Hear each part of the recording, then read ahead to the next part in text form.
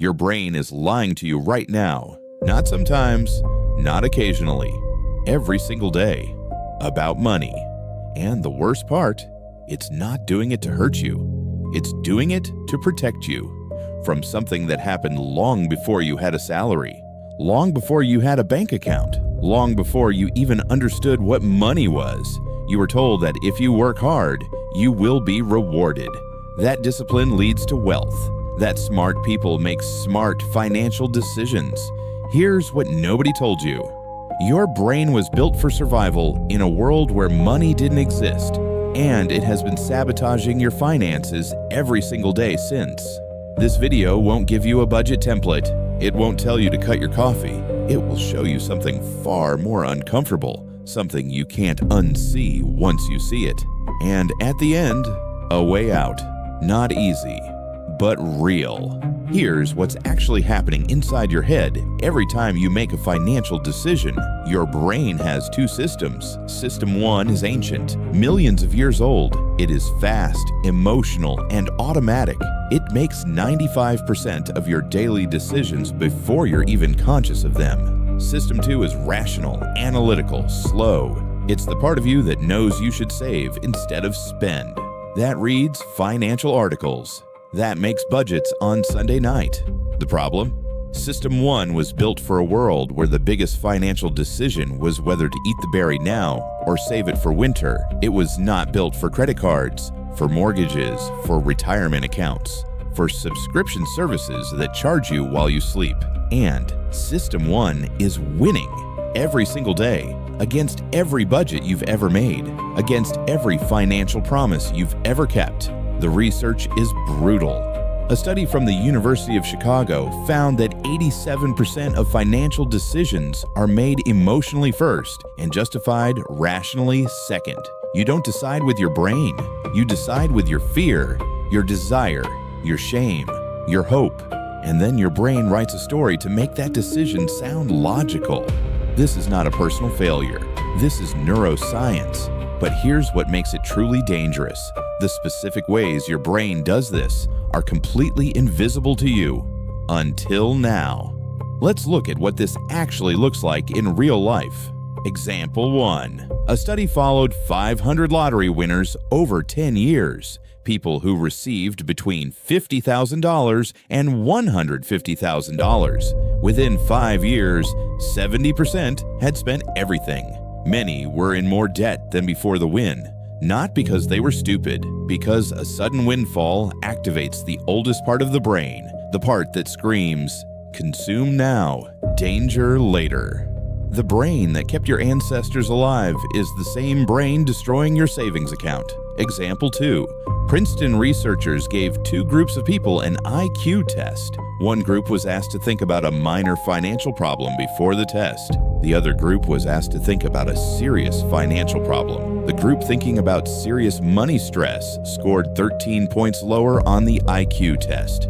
13 points. Financial stress doesn't just feel bad. It literally reduces your cognitive capacity. Your brain under financial pressure is a measurably less intelligent brain. Example 3. A 2022 survey of 10,000 Americans found that people who describe themselves as bad with money are no less intelligent than those who describe themselves as good with money.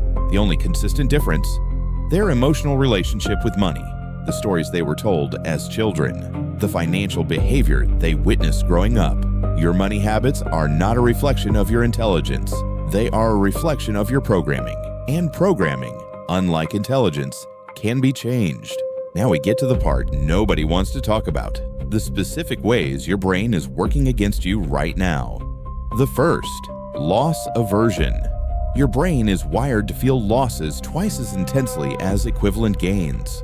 Losing $100 feels twice as bad as gaining $100 feels good. This sounds reasonable until you realize what it does to your decisions. It means you hold on to bad investments long after you should have sold, because selling means accepting a loss, and your brain will do almost anything to avoid that feeling.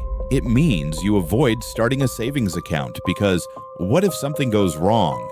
Better to not try than to try and fail. It means you stay in a job that underpays you because the risk of leaving feels more dangerous than the certainty of staying broke.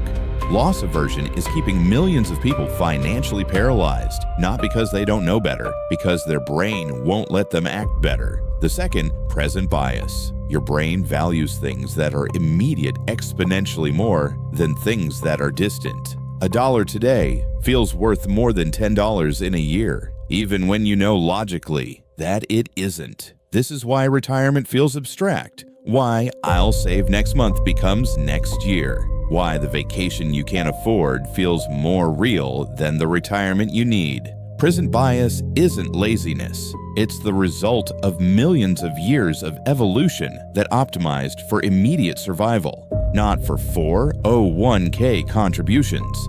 The third, social proof in reverse.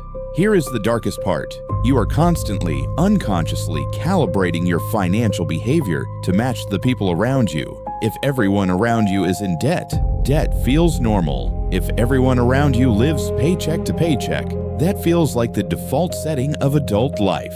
You are not making independent financial decisions. You are making socially mirrored ones. And if your mirror, your family, your community, your social circle reflects financial struggle, you will unconsciously reproduce that struggle, no matter how much you earn, no matter how many financial articles you read, because the brain does not optimize for wealth. It optimizes for belonging. And belonging, for most people, means fitting in with the financial behavior of the people around them. This is why financial trauma passes through generations, not through genetics, through behavior that gets normalized, through patterns that never get questioned. You are not bad with money. You are loyal to a pattern that was never yours to begin with.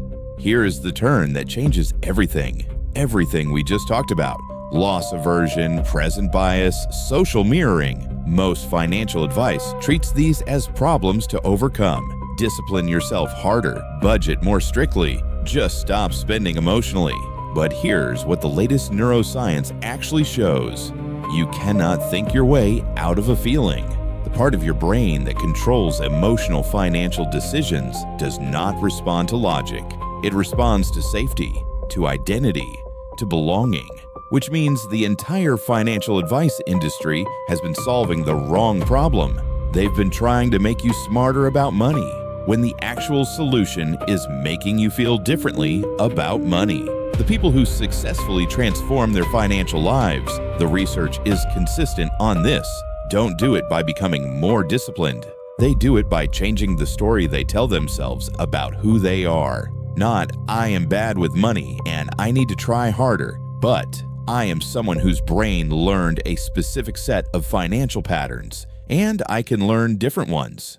That single shift, from shame to understanding, changes everything, because shame activates the threat response, and a brain in threat mode cannot make good long-term decisions. Understanding deactivates shame, and a brain that feels safe can finally start to think clearly. You were not designed to be poor. Your brain was designed to survive.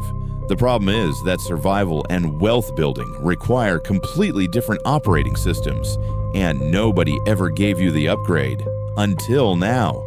So, what do you actually do with this? Here are 5 questions your brain is asking about money right now, and the answers that most financial advice gets wrong. Question 1. Why can't I stick to a budget? Wrong answer, you lack discipline.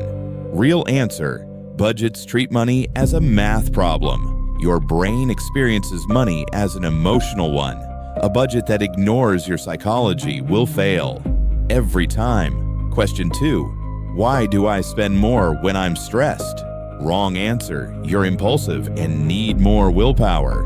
Real answer, stress activates the survival brain, and the survival brain seeks immediate comfort. Spending is comfort. Shopping is soothing. Your brain is not broken. It's working exactly as designed. The question is, a design for what? Question 3. Why do I feel guilty every time I spend money? This one is more complex, and the answer goes deeper than most people expect. It connects to the stories you were told before you understood what money was.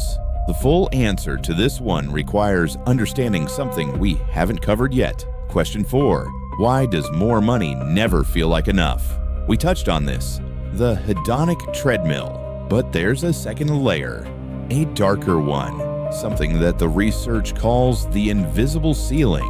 And it's the reason why most people who dramatically increase their income still feel financially anxious within a year. Question 5. What actually changes financial behavior permanently? Partial answer: it's not information. People who know everything about personal finance are often in as much debt as people who know nothing. It's not willpower. Willpower is a finite resource that depletes under stress. The beginning of a real answer starts with understanding exactly how your specific brain learned to relate to money. That's where the real work begins. And that's where we're going next. If what you heard today landed somewhere real, if you recognized yourself in any of this, share it with someone who needs to hear it. Because the most dangerous thing about the way your brain handles money is that it feels completely normal until someone shows you that it doesn't have to be. Subscribe. New video next week. We go deeper.